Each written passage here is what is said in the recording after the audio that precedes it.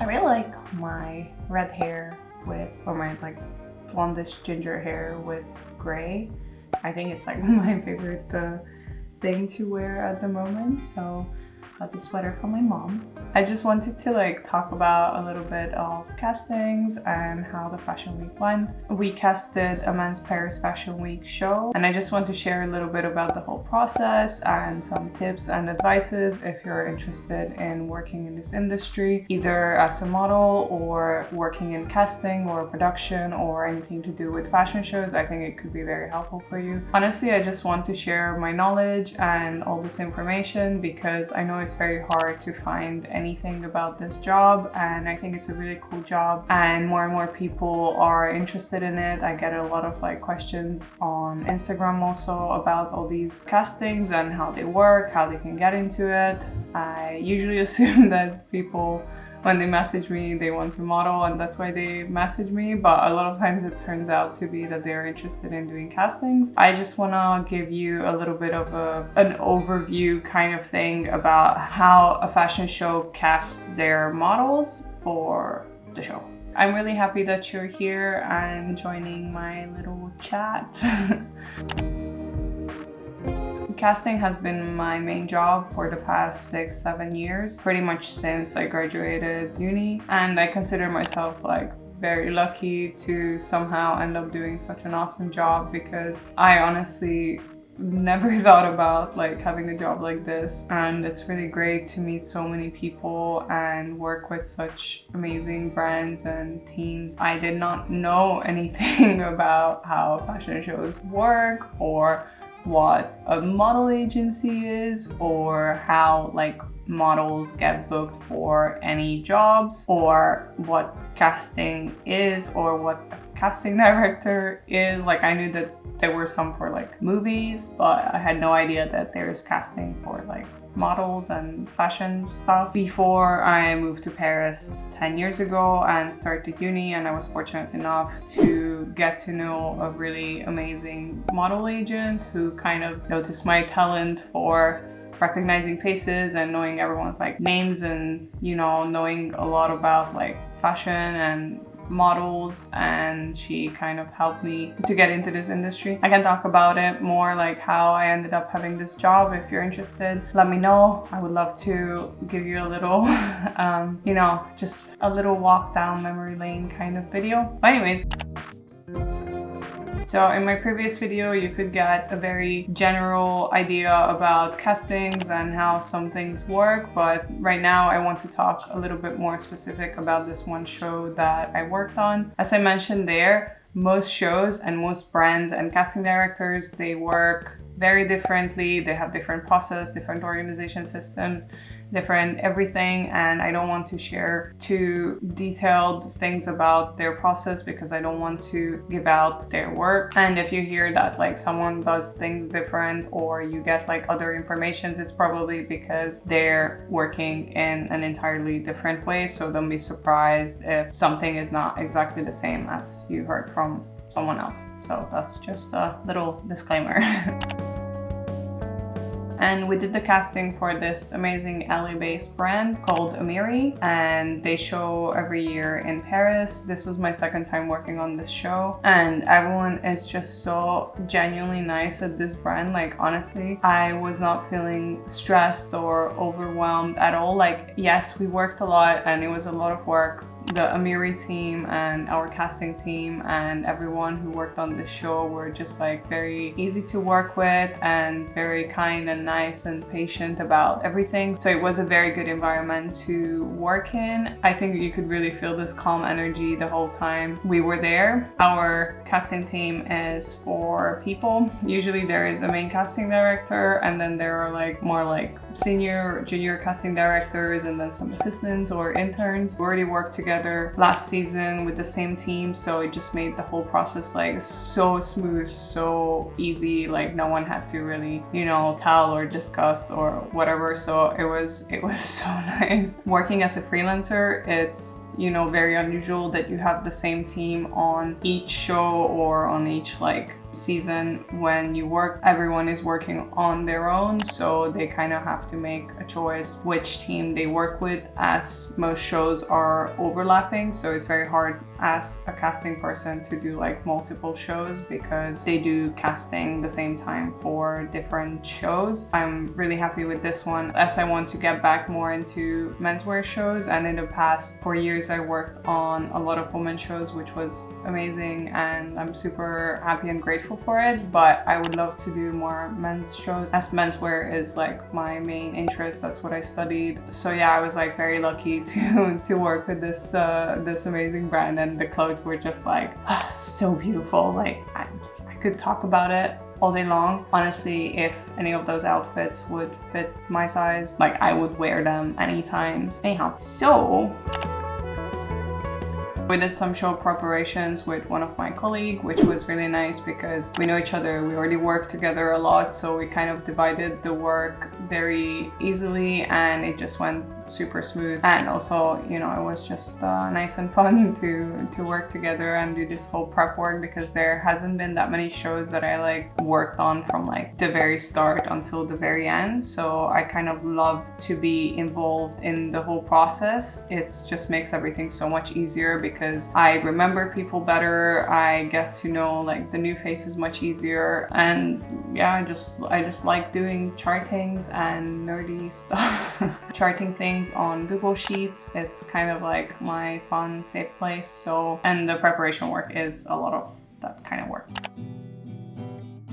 So we pre-selected around 450 models to see for casting. During the castings, usually we ask the models to give one comb card. I want to show you an example here. They give a comb card, which helps us to remember their name, their agency, have all their measurements on it, and we can just organize everything so much smoother if they have their comb card. If not, they fill out the form with all the information that we need. It's a bit harder because they don't have that picture on it, but you know, we still find everyone fine, so it's not a big deal, honestly. Most of the models, they get their photos taken, and then after we see them do a walk one by one, and then after it kind of gets like decided very quickly if you would fit for that show or not.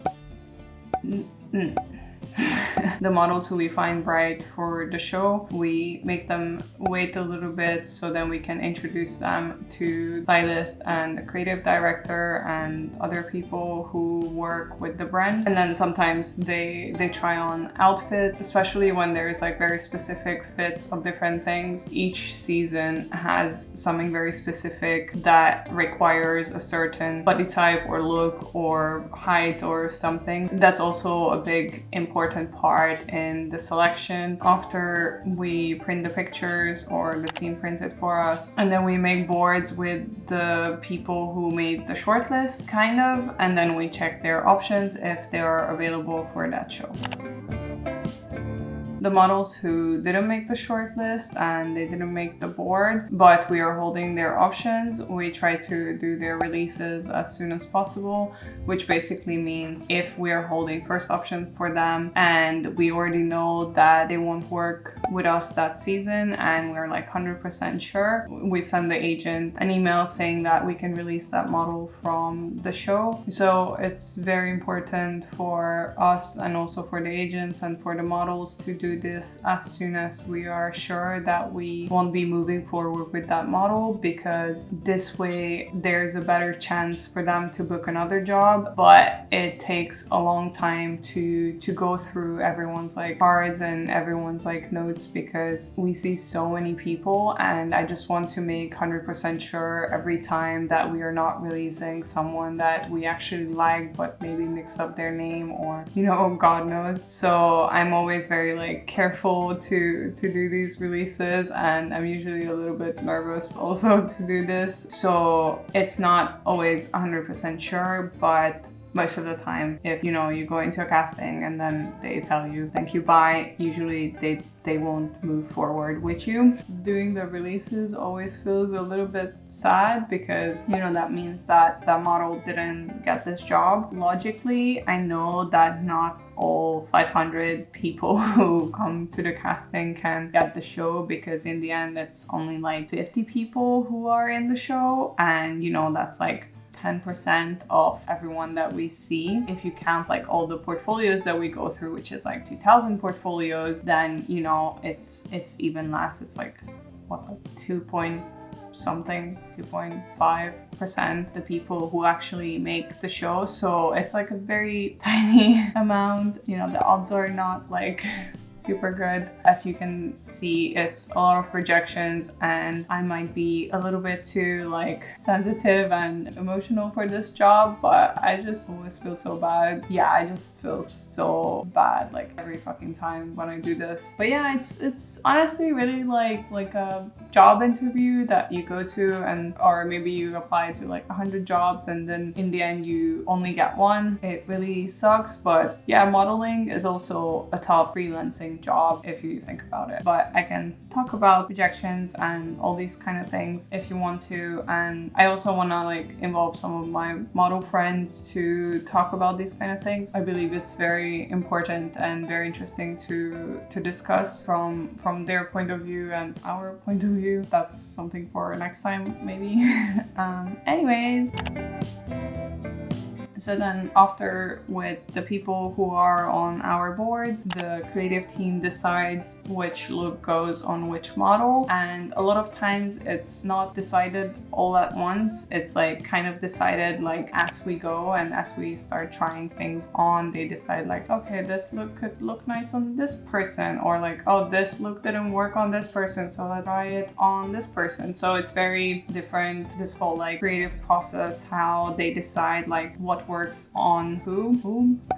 That sounded so hungry. And then for the models who got a look allocated, we organize their fittings, and then they come in for fittings. And then if the look they tried, or if they try on multiple looks and one of them works out, they get confirmed. We let their agent know. And then sometimes models who come for fitting and they try on a look or multiple looks, and for whatever reason it doesn't work out, unfortunately that model won't do the show. But you know, it can have like so many reasons for, you know, someone that they really liked at casting won't work out for the actual show. A lot of times there's like issues with the fit, or you know, the vibe is just off. But like a lot of times like someone did the show the previous season, and then this season they didn't work for whatever reason, and the next season they work again with that brand. So it's not really a given that if you did the show last season you will do it this time too. It depends on that season. And so yeah, it's kind of hard to like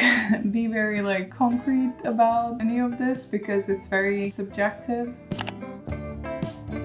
So then for the models who are confirmed, we finalize their budget, we send out confirmations, do a bunch of charting and fun, amazing admin stuff, my favorite. We finalize the check-in list and the call sheet and send everything to the agents, and then send it to like different teams, like the production team or whoever needs them. There is always some like additional admin things that just come in last minute, I feel like, or changes. So usually before the show we finish like quite late. Like there were many shows when I did not sleep at all before the show, so that is always really fun. And then the next is the show day. We had this beautiful location for the show. It was in this area in Paris called Le Marais. Sorry, French people, if I'm butchering words here. Usually the show days are quite chill for the casting team because by then we're kind of done with most of the work. As long as the models arrive on time and, you know, they start get ready and we make sure that everything is going smooth, or if there is any like issues or someone needs help with something, we are there for that. But otherwise, like, it's much less work than the previous days before the show. Yeah, we usually help the hair and makeup team to like I don't know, find models who they haven't seen or haven't done anything. If there's like any photo shoots going on, we would help with that also. And then also help with the rehearsal and the lineup. But there is usually like teams of people who work on this like separately. Like it's mainly like production people who organize the rehearsal and the lineup. We are kind of just there to like help make things a little bit more smooth. But usually in backstage, I end up doing a bit more like admin work and paperwork and just signing stuff and all these fun stuff. I also try to like have a little chat with people that I worked with or met with, because during the casting days we don't really have time to chat much, so I try to do that, and then also take some like nice pictures and videos when we are already in the lineup, and you know, we made sure that everyone is in the right order. And yeah, just basically stay until the end and just cheer and be happy that we finished the show. And I'd like to congratulate everyone for doing like a nice job, and I'm like super happy. Usually it's a very emotional like moment when you like work so much on something, and then you know in the end it's like all beautiful and all comes together like very nice. So I love that part. It's like kind of like, you know, like this whole like weight off your shoulder, and you're just like, ah, I did something nice, like I did good, like. So yeah, and then yeah, so this was pretty much the show. It was so much fun. I'm like super happy and grateful to work with this brand, to work with like amazing people. And then after the show, me and my colleague, we went to have a little dinner. We went to this like super cute vegan bistro, and it was just so nice to like unwind and also like have a little tea and food and just chat and really like catch up and get to know each other a bit better. And just like enjoy the rest of the evening and chill. I really hope that this was helpful and you get a bit of more information about the whole casting process and how things go. If you have any questions, let me know in the comments. I hope I can answer them. Thank you for watching, and I hope you have a lovely day. Bye!